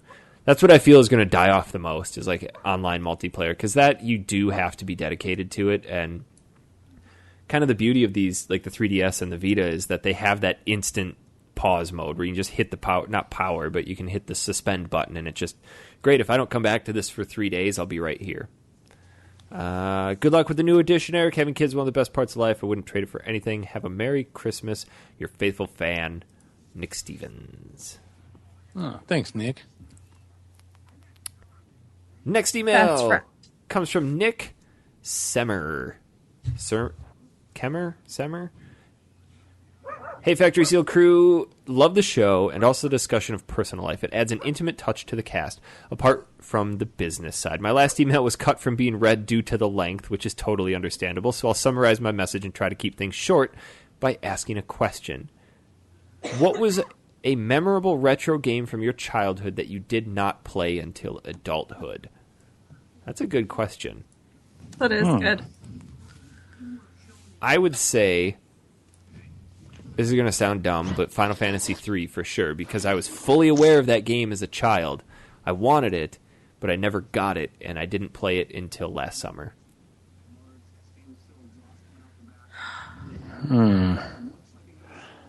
I think I can honestly say there is not a game that I played as an adult that I didn't play as a kid that I wanted to play. Like no games that you've played since then that were out as a kid that kind of you're like, boy, I wish I would have played this as a kid. Well, I guess there's some games that we played on the show. I can't think of the title now, but I remember playing it and I go, man, I wish I would have played this when I was younger. But like Link's Awakening, only because like the games weren't going to be, like now they're hard to sit down and play. But I bet you they were probably fun back in the day. The one because the way that you play the games are just easier to play back then, even though they're difficult. Like you were just used to controllers. Well, you had more time, too. And you had more time and stuff. So maybe I would. But growing up, though, there wasn't anything that like I couldn't get my hands on or have a chance to play that I missed out on growing up. I feel like one of the games that I should have felt like I missed out on is Earthbound. But after playing Mother 3, I really don't think I would like Earthbound. I mean, maybe anybody who's played both, can you provide some sort of comparison? Like, is Earthbound in any sense similar to Mother 3 and how it plays? Because if it is, I want nothing to do with it right now. He gives a couple games that he's had, like Panzer Dragoon for Sega Saturn and Snatcher for the Sega CD. He wants us to try to play that for an episode if we can. Said, on a side note to Eric's comment about migrating to handheld because of soon-to-be dad status, yes, the same thing happened to me. Kids, although totally worthwhile, eat up most of your downtime since birth. Having a handheld for quick gaming bursts works perfectly to fill in that void. With a 2- and 4-year-old and one more on the way, congrats, handhelds have become a staple, and it's pretty amusing that my 4-year-old's imaginary friend is Wario. That is adorable. Keep up the good work. Appreciate the weekly schedule. It keeps me entertained, Nick. That's why we do what we do, Nick. We'll try to keep it weekly again. All right, Harrison Hammond. We're just going to try to get through these emails. I mean, I'm not going to rush it, but we've got a few. Harrison Hammond writes in, Hey Factory Seal crew, with the new generation having arrived only about a month ago, I began to recollect my memories of the previous generation and how fucking awesome some of those console leaps were. So my question is, do any of you have memories of being in awe and amazement of a tech leap in a video game? I know Eric talked about Final Fantasy VII commercial on an old MTP, and I remember when my brother brought home Baldur's Gate Dark Alliance and the two of us flipping shit when we found out that dead enemies never despawned. And my game suggestion is Baldur's Gate Dark Alliance. Thanks. I'm going to say that, love that game. That every single console leap was phenomenal because it was such a drastic jump. It's so hard for people growing up now to really understand how incredible those leaps were because CG it really wasn't a staple. I mean, going from 8 bits to 16 bits to 64 is just mind. Yeah. Every console generation was freaking mind-blowing. Like, I remember seeing the very first Super Mario 64 commercial and just losing my mind. That was crazy. Like, he's hanging from a ceiling on metal grates, and he can move every direction? Yeah. That was weird to play too. And I think color, like handheld color, was crazy. Backlight on any handheld device as soon as the Game Boy Advance SP came out, you're like, I can play this in the dark? I don't need a light attachment? Yeah, there were so many things back then were so much more, I don't want to sound hipster about this, but they were so much more genuine in their leaps because you didn't really have a concept. Like, these were true leaps and bounds that today we just take for granted. I mean, great, you've got an extra button on your controller where you can share things that you're pretty much already doing already. If you want to share your games, you're probably already recording them with a capture device and putting them up anyway. So what's an extra button on your controller going to do? I'll agree with that. And in reference to his Baldur's Gate Dark Alliance, I lost my shit for one reason in that game. It had nothing to do with enemies despawning. It was in the first bar. You walk in, you talk to that blonde waitress, and her boobs bounce as she talks. Best thing ever. Jiggly boob technology. Dem titties. Dem titties. And over break, I gave Christy the option. I said, we really need to start playing a new game together. And I completely left it up to her. And my wife, in her infinite wisdom and great taste, chose Baldur's Gate Dark Alliance 2. So we're playing through that entire game co-op. That's fun. Yeah. Do you know what my biggest thing about 1 and 2 was? What? It wasn't a continued storyline with your old character. You couldn't do that. I was very disappointed. Well, technically, no. But when you start 2, the storyline picks up with you hearing about these 3 characters who came through from the tower. So you come into town, and these 3 characters have already been here, and you're kind of trailing your old characters. I thought that was great. Yeah, but I liked it because you spent so much time with other characters. I thought it'd be cool that you could come in and bring your old character back. So, but it did that okay with, I think, Return to Arms. You're able to do that. Well, that's a different game. Yeah, Champion is a Norath, Return to Arms. I don't think you could port your characters, but I don't know. I kind of agree with you because the classes in the first Baldur's Gate Dark Alliance were significantly better. Right. Christy, this is her first time playing a dungeon crawler. I said, you're probably just going to want to be the tank, somebody that doesn't take a whole lot of experience to play. You just give her a big sword and say, hit A. I chose the cleric, which there's 4 there's 4 classes. There's the barbarian, the cleric, the wizard, I believe. No, there wasn't a wizard. There was the necromancer and then the dwarf. Oh, right. That's right. They call it necromancer there. I've recently really gotten into playing as the magic user. Diablo 3 I played as a mage, and I've been Torchlight I've been playing as a mage. So I wanted to go back and play this as a mage, and we're about 10 hours into the game, way too late to start over, and there's one fucking magic spell. One. You just call down a firewall from the sky and it blows up, and that's it. That is it. I was expecting to be able to shoot lightning bolts and throw gas fart bombs, and it's okay. I like it. It's fun though because she just runs in and she's tanking people, and I'm healing her as she's going, and it's fun. It's legitimately cool when your wife says, "Hey, can we play Baldur's Gate?" On the way home from work, she'd be like, "Can we play Baldur's Gate tonight?" I'm like, hell yes. So lovely. Carl Reimler writes in. This is specifically for Eric. Uh-oh. You said you didn't like the new Resident Evil game. I wanted to say that if you like RE1 through RE0, I recommend you try out Resident Evil Revelations. It's got a good, creepy atmosphere, gameplay that feels more like the originals, and is only $20 on the eShop. Thanks for reading. That's all. Love your podcast. Bye. Resident Evil Revelations. I heard it's a really good game. I heard it was too. I may have Especially if it worked really well in the 3DS. Yeah. Ooh, we've got a first-time writer. Tyler Z. Gray writes in. Hey, Factory Seal Crew, this is my first time writing in. So, I guess I should start off with the mandatory love the show. Anyways, I'm writing in to recommend a game you should all play. It's a point-and-click adventure game by the name 5 Days a Stranger, created by a man named Ben Croshaw in 2003. While not technically retro in that it isn't a very old game, it does well to capture the old retro point-and-click adventure feel. In the game, you are a cat burglar named Trilby who ended up stuck in a mansion he was attempting to burgle. He got it. I'm so all over this. I'm glad he got the correct word.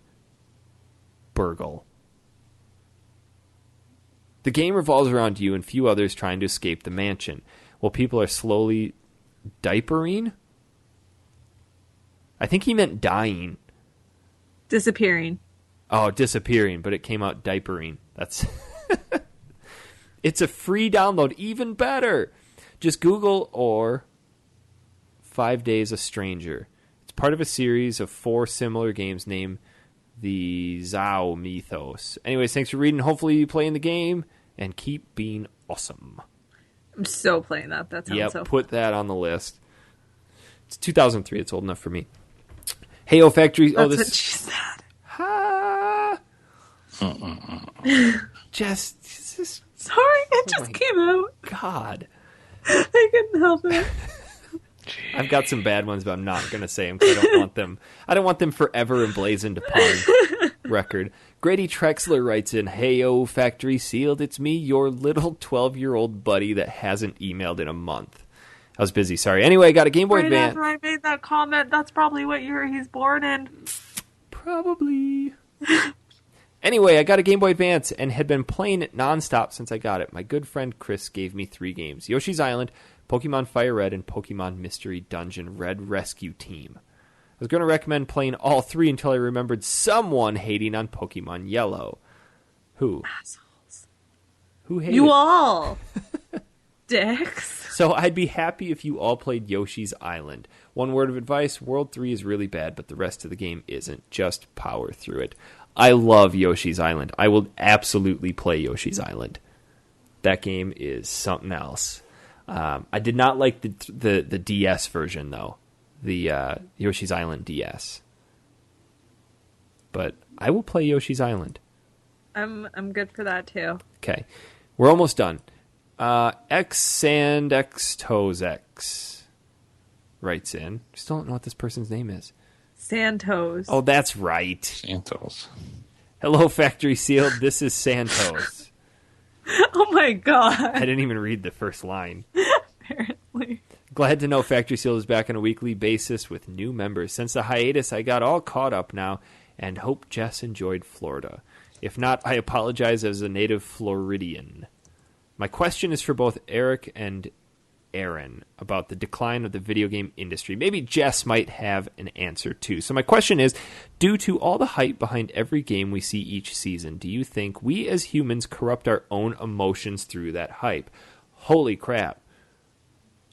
That's deep. We become desensitized. Hold on, let's see what his point is. Until breaking it down to the point we just see the same thing every year that we don't care anymore.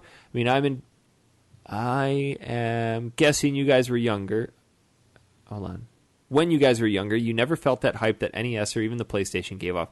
Just like how the Xbox or PlayStation always launch out a full flame war of nonsense, creating a sense of insecurity for gamers, which is unnecessary for anybody, even the mainstream crowd. Because even when I was younger, I felt any hype, just pure fan excitement to actually play a video game. It's got a good point. The video game industry is a very, very hateful place. In terms of fans or in terms of actually people working in marketing and executives? Well, that's a completely different story. Making video games probably isn't the best career choice. If you're even remotely interested in it, do some research. Read some real accounts of what goes on in it. But I think in terms of the fans, we live in a society where people don't want to admit that, hey, somebody else has a different opinion. I like your opinion. I like my opinion. Great. Everything these days is just, this is the best, yeah, and everybody like bandwagons behind crap. And it's pointless. He's right. It's pointless. It all comes down to what would you just prefer. Personal preference. I think because it's more instantaneous as well. It's not like, hey, I have to think about my opinion and gather information from my friends who've talked to my friends who saw this one commercial one time. Yeah. It's instantaneous, and it's a desensitization as well. You become so expectant on everything to hit this level of, if you want to look at it from like the psychological perspective, if you look at people's motivations for my brain stopped working. It was going somewhere. Make it go somewhere else. Okay. I think I get it. From working in GameStop for so long and being around video games and stuff, and the fact that they're hyping every single game every week and every new console, every November there's a new, the new launch games are actually coming out. And it's very, right there and in your face, and everybody's there. All your customers are there for those games, and you're supposed to get everybody excited about those games. And the media's out there, and the publishers are putting all their commercials and banners and TV ads and magazine ads and all that. And it seems like they make it like your world. If you don't have it, then you suck or whatever. You know what I mean? Like, you got to have it. And then since I love GameStop, it's like video games don't mean anything. Yeah. The world doesn't run on video games. There's actually other things to do other than play video games. So, well, I guess to look at it from a perspective of somebody who's really immersed in the culture and really likes it, I mean, it has become mainstream and people identify with it.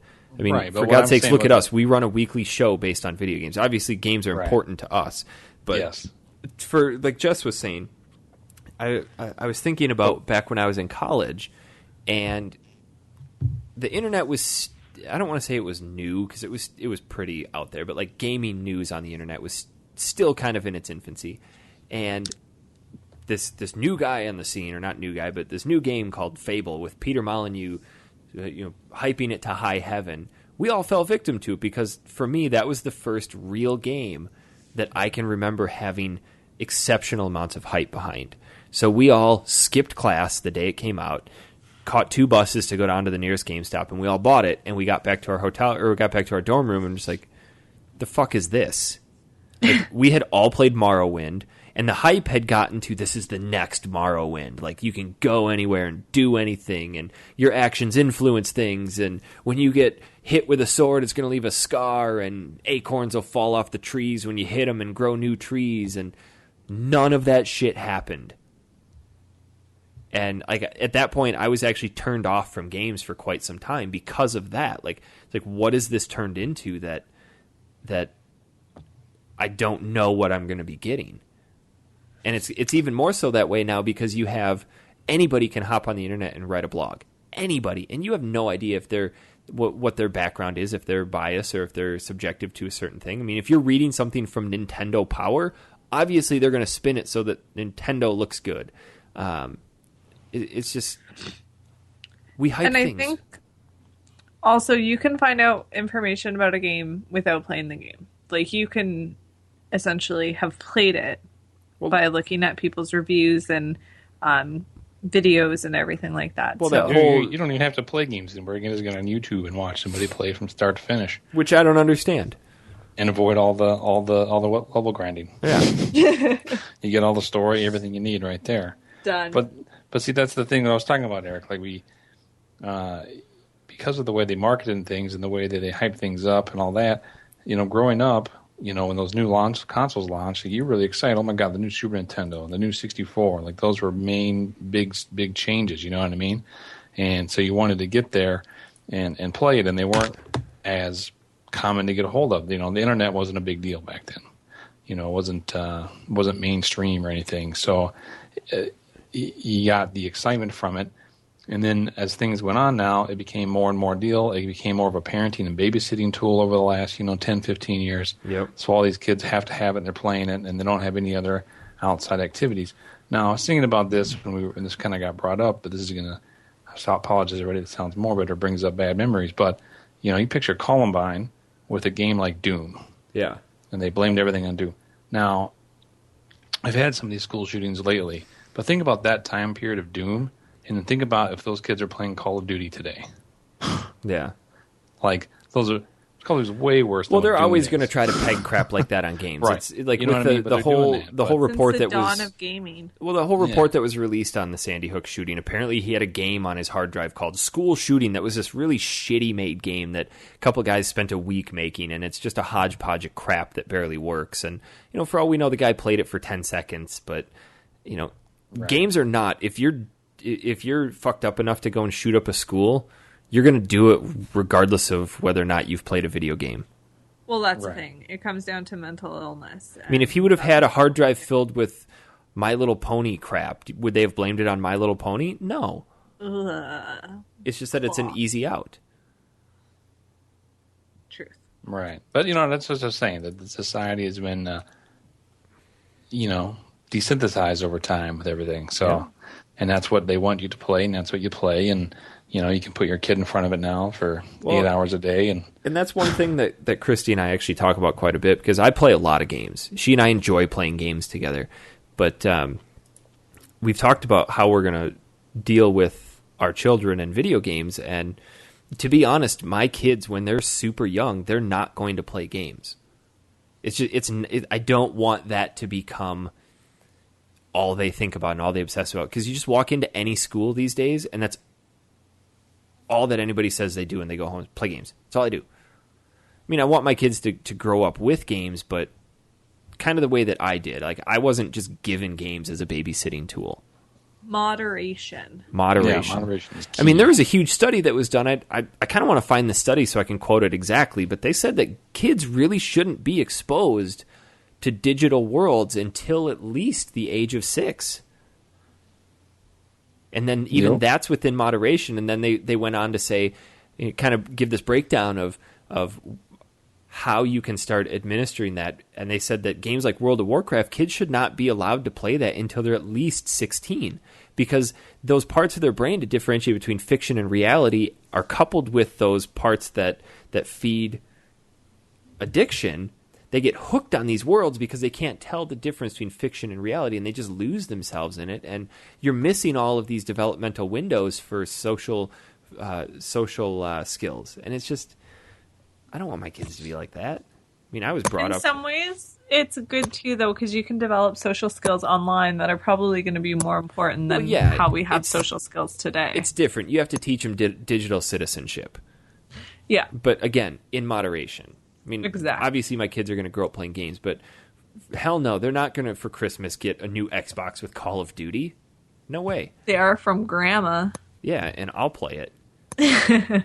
Thanks, Grandma. So, I don't know. Well, that was an intense question. We got real set. I like questions like that. They make us think.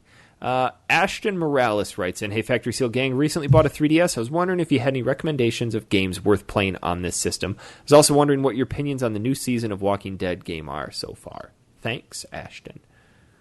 I'm not sure if Ashton asked us this on Twitter, but definitely Link Between Worlds. Hands down, first game you should go buy. I guess Fire Emblem. That's good. Definitely. Zelda, Ocarina of Time, Mario 3D Land. Resident Evil Revelations. Yeah, Revelations is good. I have that one. If you want to be frustrated, Donkey Kong Country. For the 3DS? Yeah. Oh, I suppose. You sound so gangster right now. Yeah. Because he's on the John. Yeah. Yeah. All right, last question comes from Daryl Taggle. Hey, Factory Seal Crew, Daryl here. Just wanted to send you a random, abrupt email. Apparently he's in the chat right now. Woo Bay Life. I think you needed to say that with a little bit more enthusiasm. Do you know what Bay Life means? It's a Manitank podcast joke. No, but I feel Go like back and listen to 92 episodes of Manitank to figure it out. So much effort. Bay Life. There you go. That sounded better. I was wondering if you couldn't be a gamer / video games, or if video games were totally abolished today, what would you guys be doing instead? I, for one, was thinking that you guys would still have a podcast, but all of Aaron's wonderful misadventures would be known as Aaron's ass-capades. As the brilliant Matt Eads would say, ha, get punned. It's a good one. I like that. Eads. Matthew. Huh. Well, I don't know. We'd probably have a podcast about books. Harry Potter. No. All the time. yep. The Smallville and Harry. Firefly. And We could. Can we do a second podcast on awesome TV shows? I think we should. I think maybe we should veer off maybe A monthly. monthly one. That'd be good. Me and you and Jess. Me and Jess can do it if you don't want to be part I'll of it. do I would it. so do it. I'll do it. Yeah. We'll see. We'll talk about that later. I feel like we should probably wrap this up. This has been going for a long time. So next week we are playing Yoshi's Island and 5 days. 5 something. And Shadow of Colossus. 5 days a stranger. I'll play Shadow of the Colossus with you again because I was ragging on it pretty hard. I might actually change my mind. All right. Okay. We'll Those give it a 3 shot. games, 5... I already forgot it, and I just read it. 5 Days a Stranger, Yoshi's Island, Shadow of the Colossus. I was flipping through our iTunes. We have a lot of shows that are really popular, but we don't have a lot of reviews. So if you guys could go to iTunes... And review us. And review us. Sound like a Valley Girl. I was trying to do that for you. I appreciate it. Super. Oh, this needs to stop. Yeah, I live too close to Cali as it is. So yeah, that would be super. If not, whatever. Just keep listening to us. We appreciate it.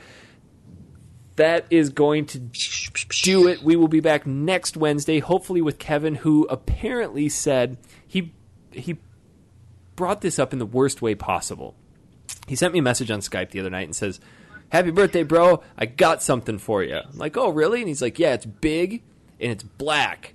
And like my mind is going the complete wrong direction. Like, I don't think there's a right direction. Well, and I don't think he understood how he was putting it, because I typed back, "Are you sure it's yours?" And he goes, "What?" And then like that's when we realized that we're talking in two different directions, and I'm thinking giant black dick / dildo, and he's talking about his new microphone that he got. Oh yeah, big and black around his mouth. Yeah. And then around. So that's going to do it for the show. Kev will be back, hopefully with a new microphone. Final thoughts? It's good to be back. Yeah. America. We'll get you converted eventually. Jess, go enjoy some poutine. Done. We'll see you next week. I'll make sure that I keep Jess safe next time she runs in the law. Yeah, tell you us didn't see that story. Tell us about that real quick dream. Is this better than All right. the zombies in Grandma's cupboard? I don't know, probably not. Okay. Yes, it was. But so I was been watching a lot of this one show, and then whatever. And so I had a dream one night that Jess and Andrew were on the run from the law for some reason, and so they come over to stay at the house, and I'm like having to like, watch out for them or whatever and keep the cops away. And the gist of it is, I'm not sure what was more odd about it when I woke up the next day. The fact that I was okay with the fact that they were running from the law and I was willing to help them out, or the fact that the whole time that she and Andrew were over, I kept thinking, I don't have anything for her to eat. What is she going to eat?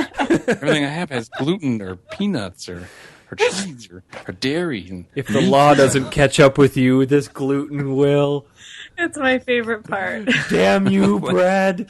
I was just worried. I wouldn't have anything for her to eat. And I was like, I don't know what's more odd about that story. The fact that That's like Southern hospitality right there.